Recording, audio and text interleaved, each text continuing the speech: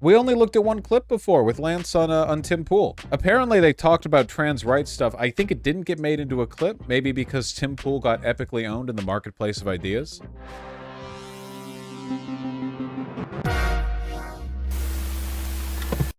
The Anheuser-Busch CEO has finally disavowed the Dylan Mulvaney ad in private to investors, though he's not made a public statement.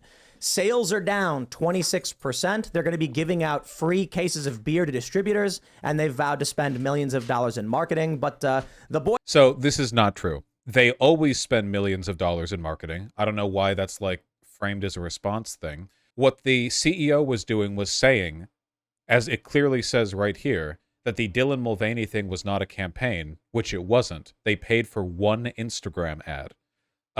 That's it.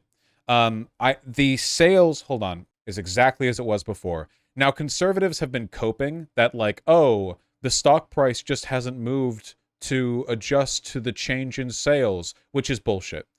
Sales go up and down all the time throughout the year due to like a million factors. If you want to take a look at whether or not, you know, real harm is being done to a corporation, you look at their stock price, which has literally been like level for months, basically. Higher than it was before. So, you know, conservatives keep trying to do this like, I saw TikTok of this one guy who worked at a grocery mart saying nobody's coming over to pick up any Budweiser. What's happening? But in reality, it's just, they can't really muster a boycott against a company that large. It's not happening. Boycott is particularly effective, I would say. And there's videos now coming out of people at sporting events where the Bud Light is just behind the counter totally full and everyone's buying. Literally, I just made a joke. They see one TikTok of a guy going, oh, nobody's buying Bud Light. It's like, well, you see these videos where they keep the beer fully stocked, so nobody's buying it. Their brands. So did Ian and Seamus both just leave at the same time? Yeah, I don't know where they went, but they ran both leave. So let's jump into this. What are your thoughts on the Budweiser thing? My thoughts are keep going. You're doing awesome, all of you. I mean this to every single person protesting Bud Light. Yes, I am so here for this. It's amazing. Right on. Yeah. Yeah, but Budweiser sucks. Anheuser-Busch sucks. It's a massive multinational corporation. They're that's absorbing... super anti-LGBTQ plus, so it's been beautiful to see. I love it. Oh, they donate so much to right-wing Republicans who push anti-LGBTQ laws. So Anheuser-Busch getting taken down. Oh man, I'm so here for it. Keep going. Me too. Absolutely. Yeah. They think that they can pay off Republicans. They can hire GOP aides, and that is going to be satisfactory for their customers who are upset with them as a brand.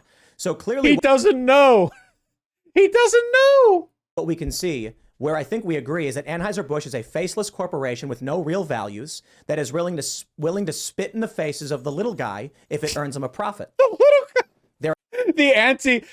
The bourgeoisie at Anheuser-Busch have betrayed the working class with their one Instagram ad of Dylan. So this is what toothless populism looks like. We've made fun of this before. Tucker Carlson does this all the time. But this is like the inept co-opting of populist rhetoric with like no teeth, like no substance, completely empty. They're a trash company and nobody should buy their products. Well, that's true. The left and the right both agree. Here. Unity for once. I hope they fail. Same thing with Disney. Keep going after Disney. I'm Absolutely. all for it. Take Disney down. I'm all for the right wing taking on Disney, all for the right wing taking on Anheuser-Busch. Yes, of course. These are terrible corporations. I'm all here for it. By the way, the Daily Mail is like the #1 source on the show, right? Like every single time you pulled it up. Because that same site that you showed me, All Sides Media Bias, it has the Daily Mail on right wing. And I know that you yourself, when you pulled it up, actually fantastic. Daily Mail. But if you use them as a primary source, you understand why I'd say that. Like we don't use them as a primary source. Okay. What happens is when we pull up stories, he does. Timpool will. I have no idea who this centrist grift is meant to appeal to. Like at this point, Timpool will exclusively say right wing things, defend right wing people, promote right wing causes. But he'll like never admit to being right wing. I don't think he'll literally never do it. It doesn't matter how obvious you make it. He'll just never admit to it. I'll go to like CNN, the New York Times, the Wall Street Journal, Fox News, ABC. And then coincidentally, every time he pulls up the Daily Mail article and then reads it as though it's the first time he's heard about the story. You know, he gets a balanced diet from a bunch of different media sources, and then he throws them all away and goes back to the Daily Mail. And they'll each have like 300 words. And then you go to the Daily Mail after doing a search on key elements of the story, and the Daily Mail will have like 7 different versions of all breaking down different components. Is he seriously defending the Daily Mail on the premise that it inflates its word count? Is that you know it's better because it has more words? Is that actually incredible? Incredible stuff. Phenomenal stuff. Very intelligent.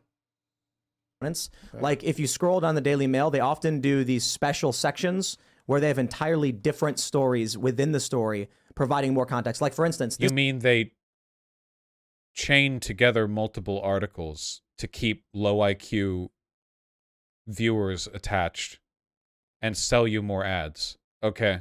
this story from the Daily Mail not only talks about the current story with the CEO, but it even goes all the way into all of the context going back to the commercial that was released, the sale drop at 6% in the first week, to the video. It like covers With incredibly high-hitting journalism here. the like sale drop at 6% in the first week. a photo of a guy dumping Bud Light into the toilet. You know, nothing but the highest quality investigative journalism being put on display here.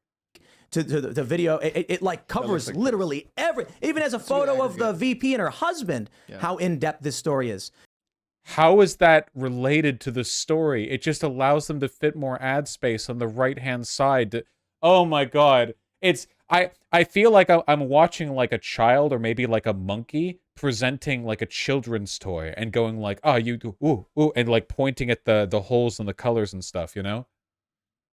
So it's like if I'm going to pull up a single article, I can pull up 5 ABC, CBS, New York Times, or I can just pull up this one that has seemingly everything in it, including Kid Rock, including John Rich. Wow, just dozens and dozens of photos taken from all over the internet of conservatives trying to get attention by throwing away Bud Light they bought. Including Bud Light being poured into a dumpster. So it's a massive aggregator. Yeah. But honestly, I have no problem with y'all going after Bud Light.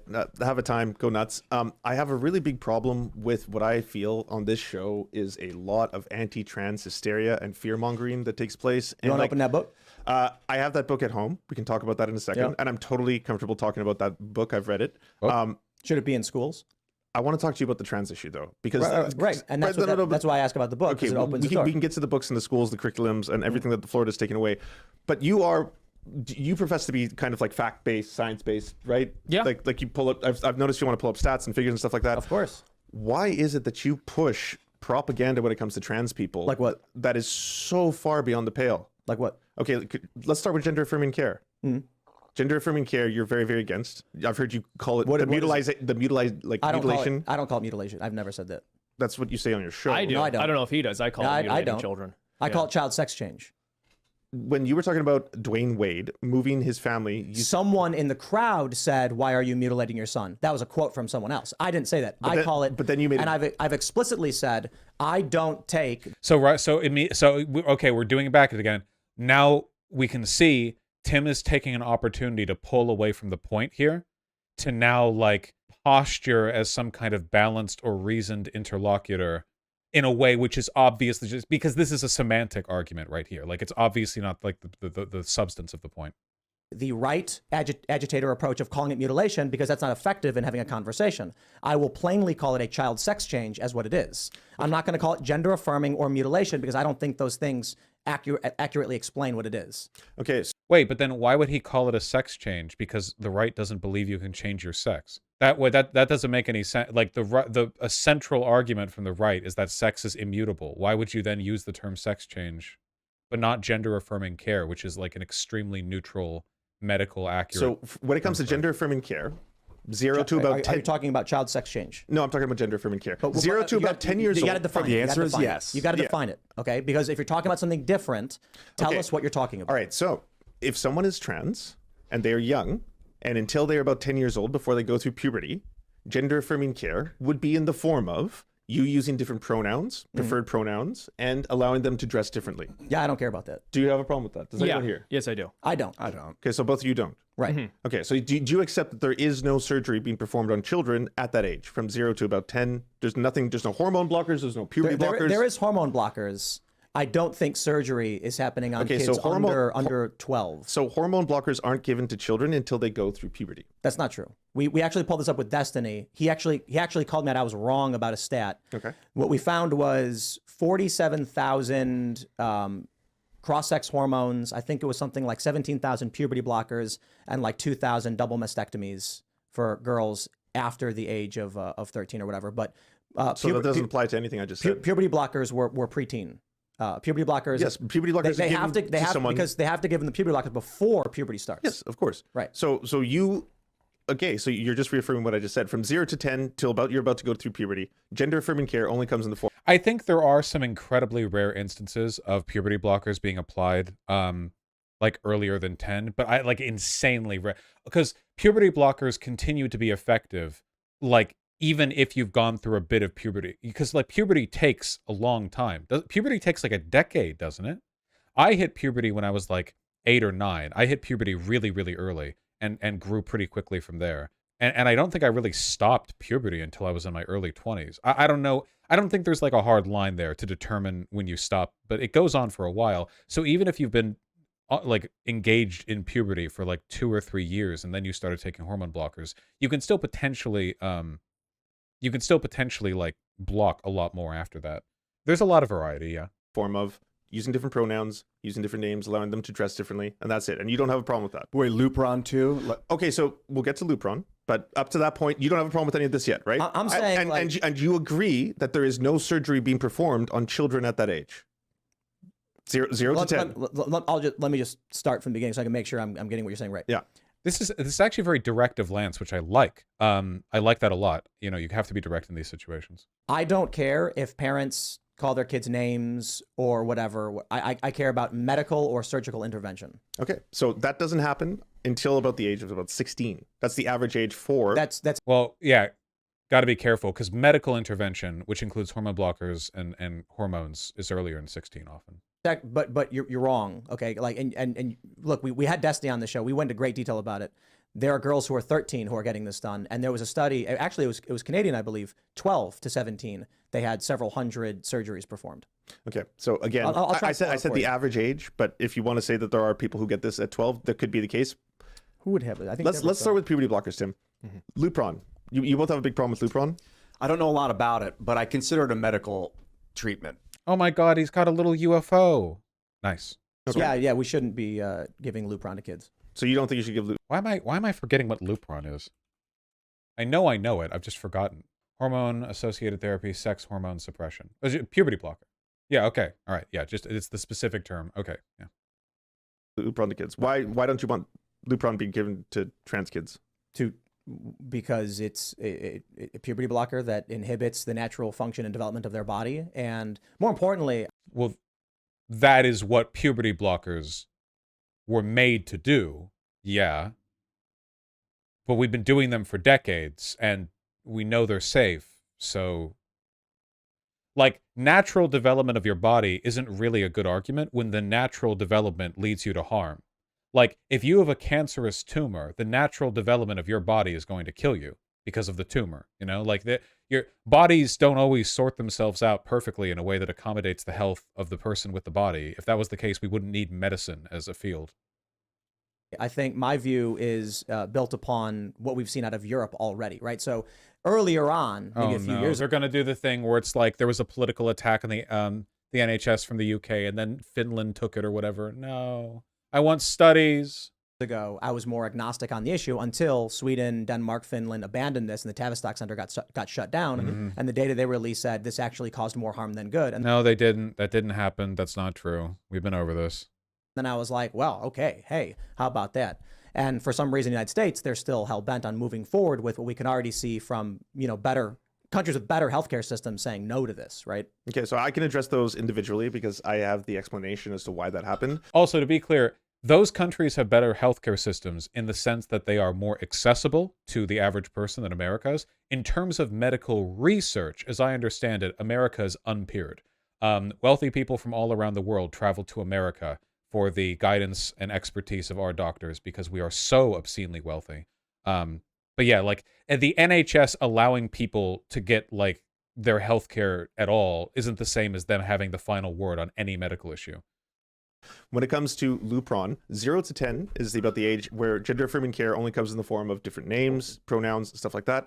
we can all agree that's completely fine. We The reason- can't. I mean, I sorry, disagree. sorry, Yeah, no, okay, I sorry. disagree. on this. You three can agree, fine, but I fine, don't. Fine, okay, fine. But it's their show, so I just want to concentrate on that for 1 second. My position is more just like, I don't know, man, like social therapy stuff. They say that after puberty, desistance rates are between 65 and like 92%. That is not true.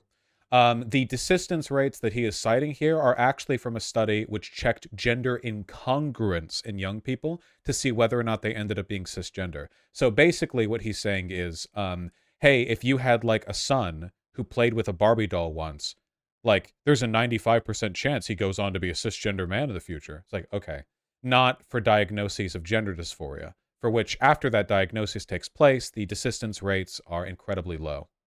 Okay, so that's completely false. I'll get to that. We have to do this. Come on, bro. We have to do this piece by piece first. Okay. Oh, let's get through Lupron Hey, first. I just proved you wrong. Studies show 10 follow-up studies. Nope, see, he's right here. He's going to, so this is wrong. So this is, so what Lance is doing, not Lance, sorry, what timpool is doing right here is the same like jibber jabber gish gallop bullshit where he's interrupting Lance to like get him on another point. This is the problem with going on these shows, you know? It's literally like a 5-on-1 in terms of like the atmosphere of the room. You need to have an answer to every random piece of bullshit they bring to you, or they get to stop the convo and hang on that one point like forever. He's found desistance of 61 to 98%. Yeah. Notice, by the way, studies have reported higher rates of desistance among prepubertal children. 2016 of 10 prospective follow-up studies from childhood adolescents found desistance rates ranging from 61 to 98%. Okay, let's get that. Wikipedia desistance. Just so we can know, just so we can make sure. Let's find the 98% statistic. Next sentence. These studies have been criticized on the grounds that they include cases as desistance where the child met the criteria for gender identity. Because on the ground they include cases where the child met the criteria of gender identity disorder as defined in DSM-3 or DSM-4, although some would likely not have met the updated criteria for the DSM-5 for gender dysphoria. Initial diagnostic criteria for gender dysphoria were only introduced in the DSM-3 in 1980, so earlier research on desistance rates might report inflated numbers of desistance due to the inclusion of gender non-conforming children without gender dysphoria. Additionally, 2 studies of childhood desistance were based on data from a Canadian clinic which closed in 2015 after allegations they engaged in conversion therapy by discouraging social transition. Such clinical practices may lead to inflated rates of reported desistance. Most childhood desisters go on to identify as cisgender and gay, lesbian, or bisexual. Right, because they're including people who don't have gender dysphoria. Next sentence. Can you click on the Wikipedia article? Yes! Detransition topics. Lance, yes! You're missing the mic. Can't hear you. Oh, sorry. Missing the mic, buddy. What are the studies? Where are we talking about? I would like to know if you are taking these studies specific. Well, because I have each one of them written down here, and I'm quite curious. Is the Drummond study one of them? Is the Wallen study? Is Stensma, the Swedish study, a part of this? The 2011 study? Probably. I don't know. Well, no, we should know. This is incredibly important for what we're talking about. It's not. This is 2018. This is Gender Dysphoria in Adolescents, Current Perspectives in the National Library of Medicine. Okay, scroll down to the conclusion of this one. Just out of curiosity. Want to get the mic again? Oh, sorry. You can carry it around with you. Yeah. Yeah. Move it. I gotta get used to this. Yeah, dog. I know. Scroll down to the conclusion of the study. Well, yeah. I mean, I want to at least skim some of the what the numbers and reference are to, like the reference. While you're skimming, when I think of a little kid like being outcomes, like a little boy, psychiatric disorders. I'm a girl. The parent, I would hope that the parent would be like, you can be you can pretend to be whatever you want. You can be an actor. You can play a girl. But I get afraid when a mom's like, he said he's a girl. That means he's trans. Right. So for this, it's not a process. It doesn't exist in which someone can say, hey, I'm a boy, I'm a girl. And then they go into a doctor's office and like, well, take some Lupron. It's you do years and years of consultation between a doctor and between like a therapist and between the patient itself. I'm just going to read this. Sure, of course. Adolescence is a crucial time for identity and psychosexual development in young people with gender identity concerns. The outcomes of GDC have been discussed in terms of its persistence and desistance. For most children with GDC, whether GD will persist or desist will probably be determined between the ages of 10 and 13 years, although some may need more time. Evidence from the 10 available prospective follow-up studies from childhood to adolescence. 10? Oh man, remember when we were doing that video from that horrible fake scientist? And it was like, these dozens of studies only have dozens to hundreds of people. And this is 10 prospective follow-ups? Reviewed in the study by Oh, sorry, prospective follow-up studies. My apologies, I'm an idiot. and Steensma indicate that for around Oh, it is Steensma. I was right. I asked if this was Steensma. Okay, I can answer this 80% of children who meet the criteria for GDC. Right. But you said What's GDC? 2011. Oh, so there's multiple Steensma studies. They've actually built upon each other. And the problem with the Steensma study, unfortunately, is that they actually categorized people who were not trans in that study. They didn't compare people who were trans to people who were trans and then detransitioned. They compared people in the general population. What's your source? What's your source for that? The study. actual author of the study has come out since and said that What can I pull up to confirm that? Okay. Like, because look, I pulled up a study that said a thing. The actual author. What is GDC right here? Oh, this is so frustrating. I know what Lance is going through because I've been there. Hold on. What is this? Steensma study GDC. What is GDC? Where does it define that term? Gender dysphoria is GD. So what is GDC? Gender dysphoria in childhood. Okay. There we go. And then let's find the article. Steensma statement. People in the general population. What's your source? What's your source for that? The actual author of the study has come out since and said what can I pull up to confirm that? Okay. Like, because look, I pulled up a study that said a thing. You've made a counterclaim. I will pull it up. No, absolutely. Yeah. Okay, so go to. Because I don't know who Steensma is. Okay, so, Steensma, and the problem, I'll say one more thing because I had this written down. 45.3% of the people did not reapply for treatment. They counted that as people who were detransitioning when they weren't, in fact, doing that. Wait, so can I ask you something? Yes, okay, so he asked for the source. Let's do things in order. I'm going to respond to what you just said. Trans advocate. I need to respond to what you just said right now. That last point is kind of important to respond to. Okay. We're literally talking about desistance. Right. If they're including people who desisted, you'd have to get the number of those who desisted. They included people who did not reapply for treatment. They counted that as someone who was desisting. That's just someone who didn't show up again. That's literal desistance. No, it's not. That's literal desistance. Not whatsoever, Tim. That is someone who has decided they just don't want to go talk to that doctor or experience things with that doctor. They could have gone off to a different doctor. They could have done something else. But that is not someone who has verifiably said, I was trans, I'm no longer trans. So, that's just people who did not show up. Your thing. Okay, so go to transadvocate.com/. I'm not going to I need a study or something, not an advocacy. Oh god, this is going to take like 50 million years. Website. Okay, I pulled up a scientific study for you. I'm not pulling up a nonprofit. Good job. Advocacy So group. this is an interview with the person who did the study in this article. I have pulled up a scientific study for you, and the person who did, and I'm challenging you with the person who did the study. And but then you're telling me to pull up an advocacy website, which is not on par with a scientific study. But it's featuring the person who did the study. The person who did the scientific study. Is there study. a counter study saying this is not correct? Okay. No, that's not how it works. The problem isn't that the study is incorrect. The problem is that the terminology used in the study is being misused by people like you, Tim. That's not the same. It's not a counter study. It's clarification from the author. Yes, an overwhelming amount. Okay, sure. Let me pull that up. Okay. Can you look? If I pull up the NIH, sure, and then you say go to transadvocate.com, you understand why I'm not going to do this. What if the transadvocate.com blog or website contains links to studies or a accumulation of information or an interview or something? It's not all independent reporting. Sometimes it just hosts other stuff. Cool. Cornell University. I'm not going to Breitbart for my source on desistance. Okay. Sounds good. Cornell University did a meta study. What is it? Okay, Cornell University did a meta study on 55 different studies. Just start looking up Cornell University meta study on detransition. Cornell University did a meta study on 55 different studies on detransitioning. Of those 55, they found 52 of the studies showed that people detransitioned at a rate of less than 4%. And of those people who did it, the reason they detransitioned was social stigma. That's 52 of the 55. The other 3 of those 55, they didn't show a net negative effect. There was not a single study of the 55 that Cornell University looked at that showed detransitioning or gender affirming care being a bad thing for trans people. If anything, it was a net positive. This is a meta study of a whole bunch of studies. Okay, how is this going to go wrong? Does anyone in chat want to take bets on what like asinine bullshit side point this is going to get hooked up on by Tim? I have another meta study. So wait, but hold on. But I'm trying wanna, to pull up a scientific study to confirm what you're saying. Yeah, I also give me just a want to ask a title. question about this too. Sure. So you're mentioning that this is a meta-analysis of studies Yes. on people who have detransitioned, but by definition, right, this is taking into account people who went through what, puberty blockers, hormone replacement therapy, physical surgeries. Sure, for in each study it was different things. In some of the studies it was people who were going through puberty blockers, some had hormone therapy, but a lot of them in one form or another had received gender affirming care. They were trans when the study first tried to identify these people, and then it looked at them years later. And how is this sample collected? Because Oh my God. Why not just read the meta-analysis? It's a meta-analysis of dozens of... Do you know what a meta-analysis is? There are dozens of... What do you mean?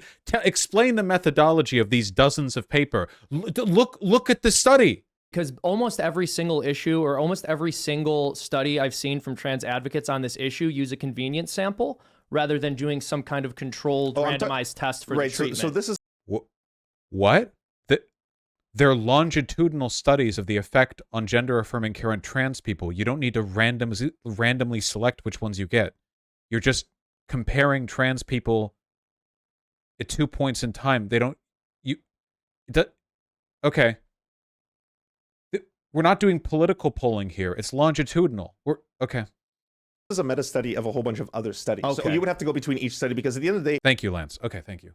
I don't want to fall in this trap that me and Tim were about to do where each of us starts saying like, well, I have a study. Well, you have a study. Well, I have a study. We could do this all day. So we should look at metadata, right? We should look at compromising data that looks over a whole bunch of studies. A second metadata study that I want you to look at, regret after gender affirming surgery, a systematic... That was really good by him, by the way. That was really good by Lance, calling out the fact that, like, because nobody can even argue that's what's happening. Identifying that, like, this is going to be like an interminable back and forth, and then immediately, without a breath to give them, segueing into the next meta-analysis. That's very good. Very good.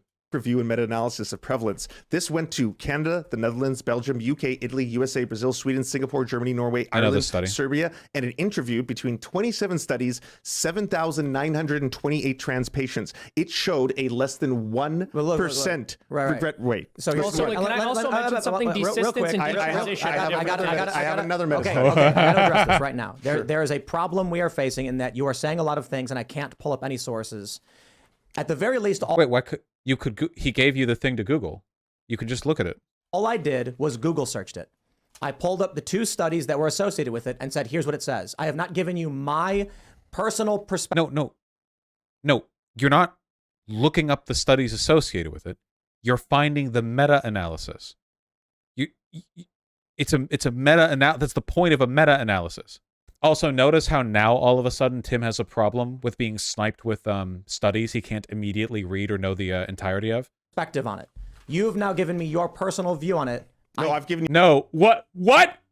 you the studies. These are 2 meta studies. What I have a third are meta study. the studies? Let me please pull them up. I can't find what you're talking The about. first one is Cornell University. They did a meta study What's of the name of it? It's Cornell University's meta study of 72 studies on gender affirming care. Of that, 55 of the studies were directly related to detransitioning. What meta study on? I just want to flag that. Oh my God. Cornell University meta-analysis gender affirming care. Top result. And then you can go down here, and then if you click on analysis, it'll bring you to, wow, every study they did a meta-analysis of, because it's Cornell University. It's not a blog. And then you can click on any of these. And, okay, wait, no, you click on view source website. And then you can go here, and then, well, obviously past a certain point, you're going to start hitting paywalls because it's academia, but, yeah. What's the title? What's the title of the thing I can Transitioning look are up? 2 different things. Right. as well. What? Look up Cornell University. Cornell University. What does scholarly research say about the effect of gender transition or on gender trans well-being? Oh, here we go. I found it. Nice. And the third meta study that I want to bring up is a U.S. study. It's a 2015 U.S. transgender study. But this isn't a scientific research paper that's peer reviewed. No.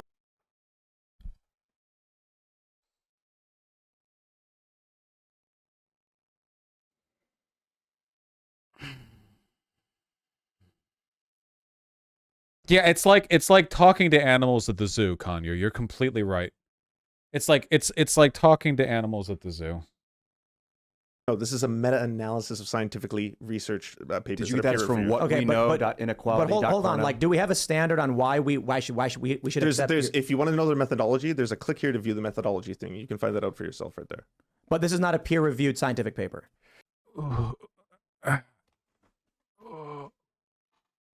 This is a meta-analysis, Tim, okay, so of peer-reviewed scientific papers. Here's Jackson. Gone. Kobe.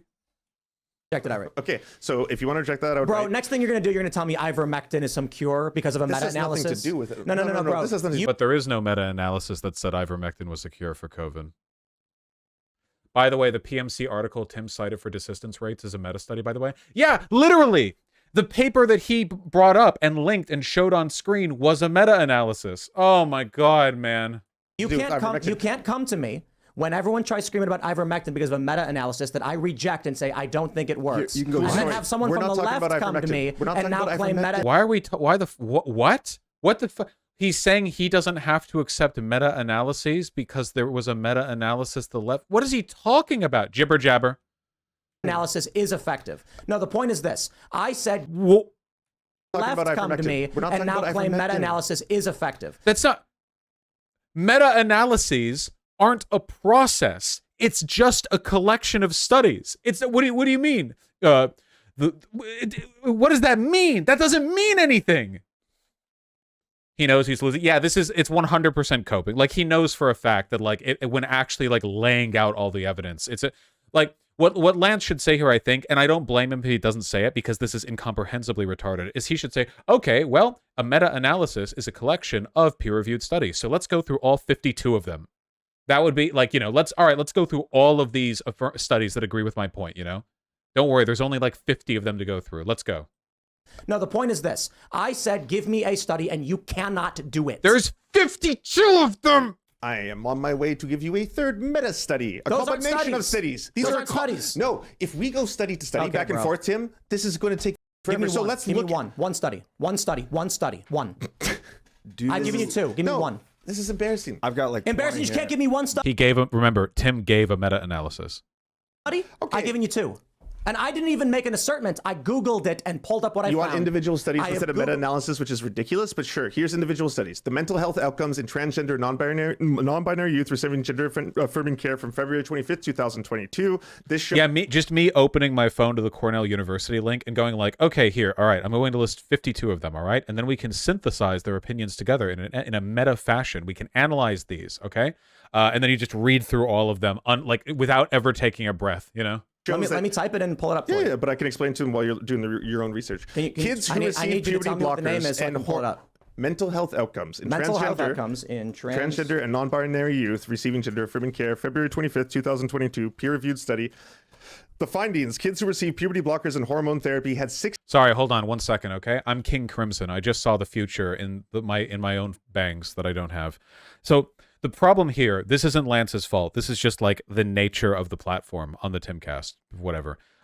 Is that like we're now in the jibber jabber zone. Lance was correct in that the only way to avoid this interminable back and forth is to settle on a meta-analysis and just go by like aggregate data, because there are hundreds of studies that you could pull from. Overwhelmingly studies that support our position, by the way. But nonetheless, hundreds of them.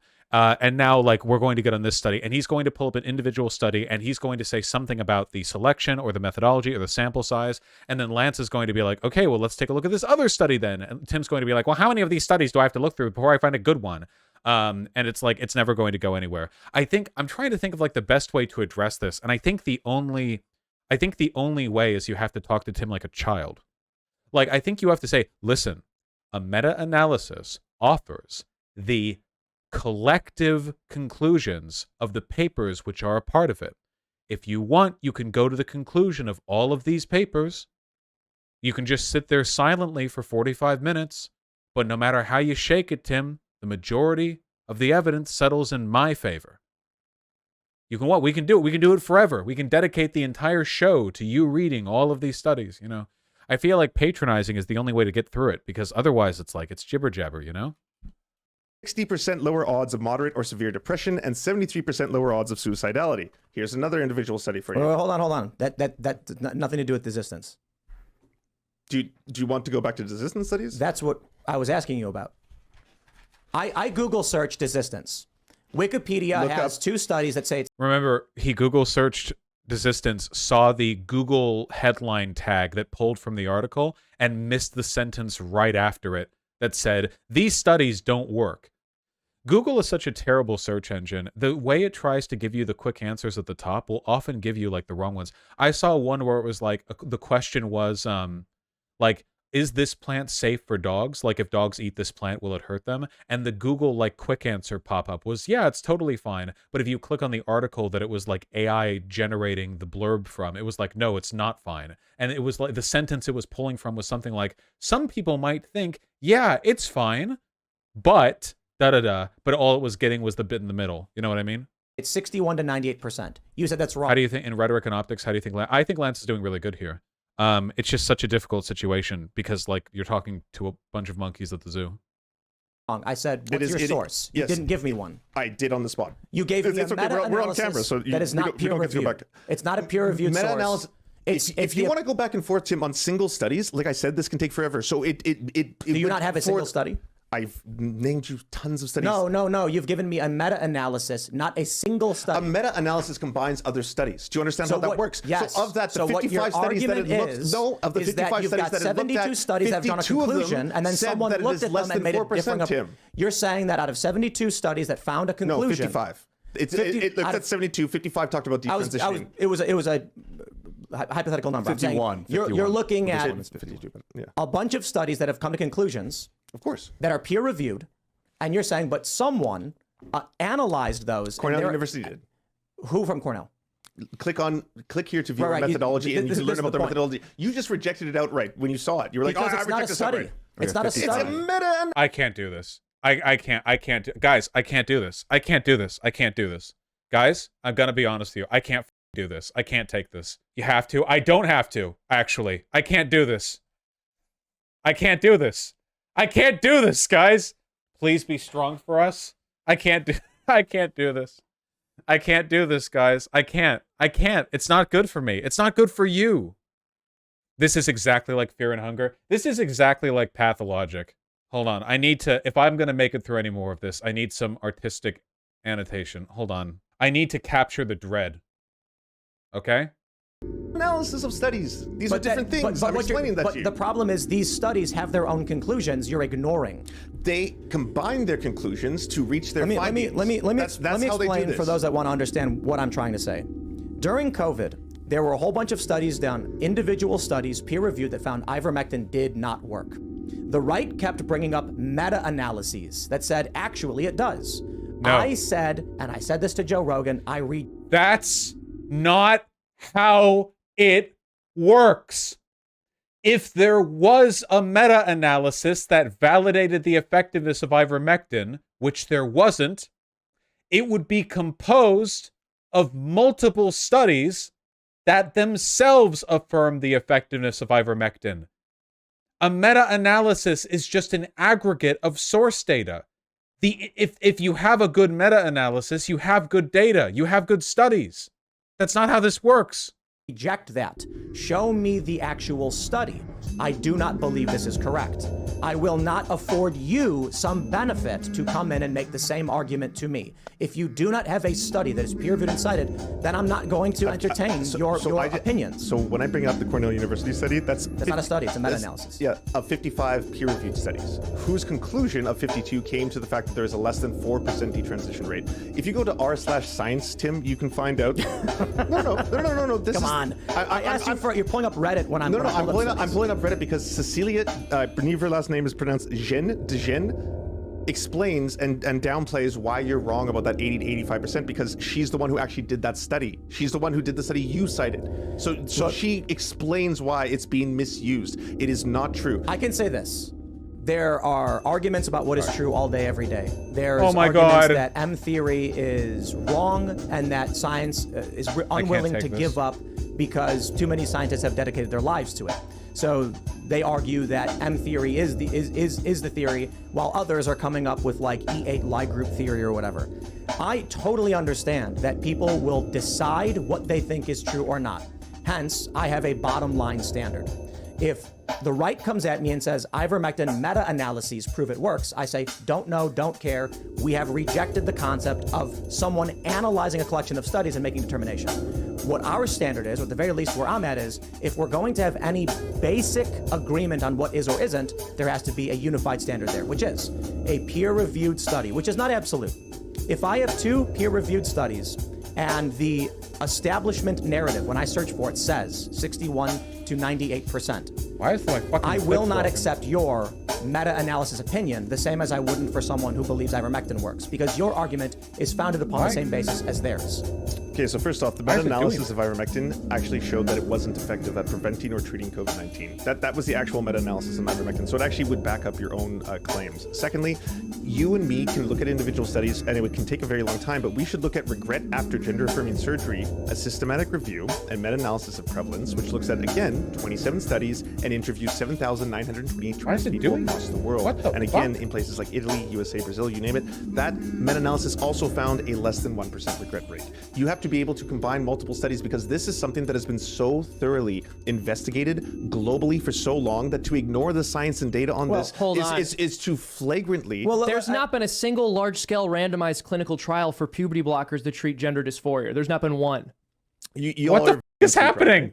Well, I don't know much about it. I know. mean, I saying just. very against is pretty strong. Okay. I'm typically like, we shouldn't give. I'm saying there hasn't been one large-scale randomized clinical trial for these like treatments. Lupron for when children go through like the early onset puberty. Yeah. And it's like an actual OBS medical issue. changed Like, something. That's why saying very against something is like, well, what we're talking about is, are we going to a kid who are we dealing with an actual case of, say, endocrine disruption caused by phthalates in PCBs, or are we dealing with a kid who's just playing with dolls and the parents are incorrect, right? And in that case, you would have a long process where they would have to do interviews with, again, I think I broke professionals who my would determine OBS. whether or not it's appropriate. And people who go on puberty blockers, I that's want to add this, fine, it's for a limited amount of time. They want to do it only to be able to You're wrong. hold that off. No, it isn't. If you see, speak this to is- the actual doctors on this, this is you the only issue. take it. No, Tim, let me finish the sentence. Come on. You brought me on your show. Let me finish this. You only go on puberty blockers for a short amount of time before you can be put onto HRT. They do not want to keep them on puberty blockers, and that way you avoid a lot of the potential negative side effects We from had that. Helena Kirchner Okay. on the show, who walked into a Planned Parenthood and within minutes was given the maximum dose of Oh, thank God. I was so distracted I didn't have to listen to that for multiple minutes. Holy shit. Lance, I'm surprised you made it out of there alive. I'm done. That was fun. That was great. Hope you all enjoyed the extra few minutes that we got to eke out on my distraction. Get me out of here. I can't deal with this anymore. This isn't even like a Lance or a me or a whatever else thing. It's when I'm in situations like this, I feel like this is like a nightmare. This is like a sleep demon. Holy shit. I'm like laying on my back and I can't breathe and I'm being stared at by this video. Oh my God. It's like drowning. I feel like I'm drowning. I feel like I'm dying, basically. Oh my God. Get me out of there. Also, good job, Lance. You were doing really good there. Seriously, like unironically. I mean, it's pretty much an unwinnable situation because, again, arguing with monkeys, but, you know. I had to mute it several times just to make through. Yeah, it's really bad.